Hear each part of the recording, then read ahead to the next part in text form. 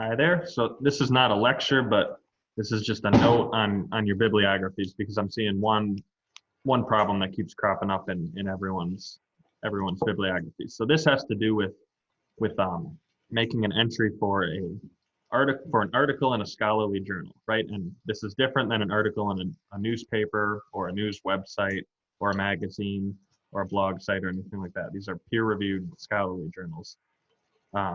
Okay, and you guys all have at least one of these, so follow along here. And what I'm going to do, I'm going to use Isabel's bibliography as an example because she had a lot of sources. And so I'm going to add a source to hers. So Isabel, you're free to use this article if you want. It was in the work cited in one of your articles, so it should be related.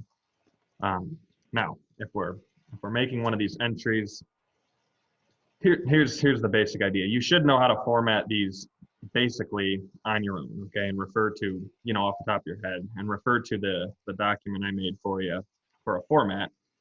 Now, that being said, JSTOR and other databases with classics, it was L'Année philologique. These will often have some kind of tool for citing, okay? And when you go off to college, you're gonna have access to databases through your university library. And when you do a research paper, it's good to know how to use these things. And it's not cheating to use the cite tool because it's just, you'd be a fool to not use the resources that are at hand. It can save you a lot of time. Now, that being said, you still need to know how to make sure these are cited properly and formatted right, and anything else like that. So here's this top one. This is the article I'm gonna add to Isabel's bibliography. Now, let's assume I read it. I didn't, but let's pretend I did. I'm just going to click Cite this item. And again, this is JSTOR. It's going to differ by database, but you can probably find whatever you're looking for. On JSTOR, you can click Cite. It'll format the source in all these styles. Okay, we're using Chicago. So I'm going to go ahead and click Copy with Chicago. And I'm going to paste it in the bibliography here. Now, I think sometimes it'll come out looking all wonky. So what I do, and again, this is how I would do this if I were writing a thesis, I just retype it in the right font, right size, all that. So I'm going to go Times New Roman. I'd really recommend just doing Times New Roman for your papers.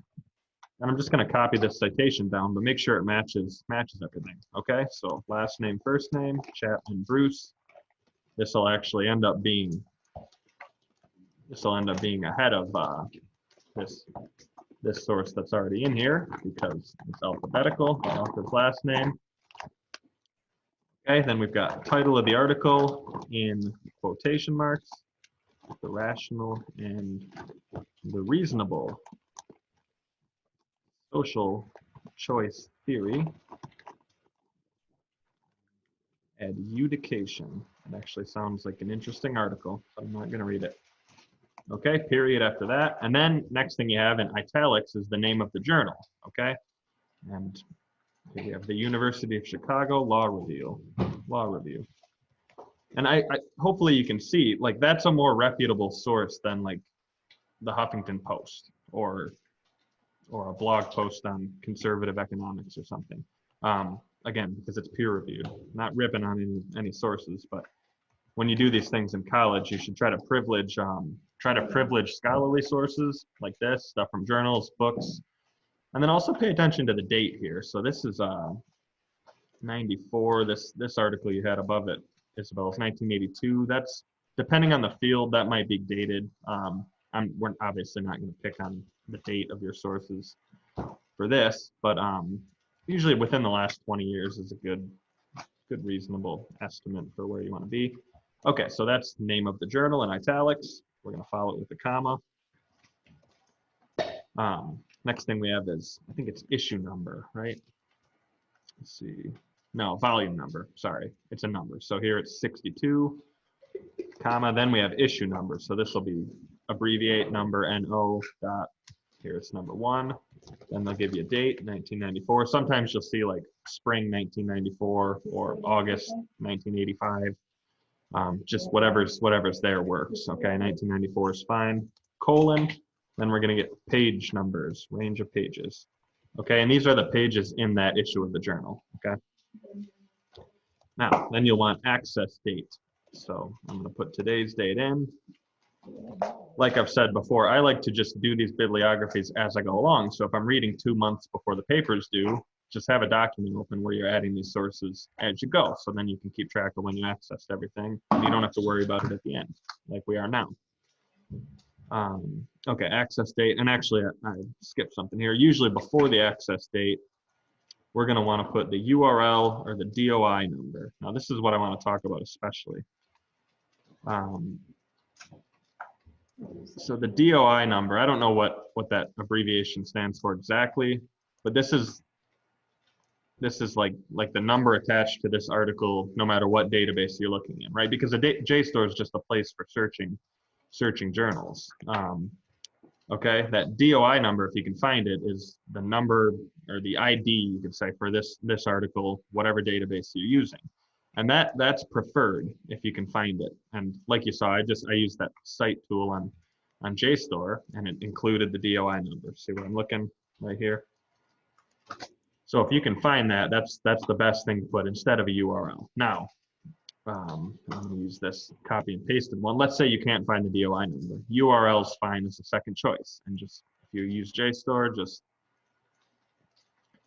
go with that. It's not too big a deal. So if I were adding the URL, I'd copy and paste it. Now, one thing you want to do, and this goes for whatever kind of source you're using, is take the underline and the blue off the URLs. So all you do is click underline twice, that'll go away, and then make the font color black so it'll match everything else, and it just looks nicer. All right. So either DOI number or URL, that's great. Now, so there I've put it into the correct format here. You see I had to change a few things because what you want is consistency, all right, with your whole bibliography. So if it's a scholarly source from a journal, you want it to look like all the other journal sources you have. And there's one more thing we haven't done. Notice the font is a little lighter. Like that might not seem like a huge deal, but it's annoying if you're grading these things, and it's sloppy. You know, you're putting your name on these research papers, and you don't want to be sloppy. So there, now it looks good. It's single spaced within itself, hanging indent, double space before the next entry. So that's again for a scholarly journal, a source from a scholarly journal. Yeah, apply those same principles to whatever kind of source you have. But I was seeing those same issues with everybody's bibliographies. So hopefully this helps. Take a look at your document and your bibliography, because I'm making comments and I'm formatting like 1 or 2 of your sources as an example, but you'll need to do the bulk of the work, right?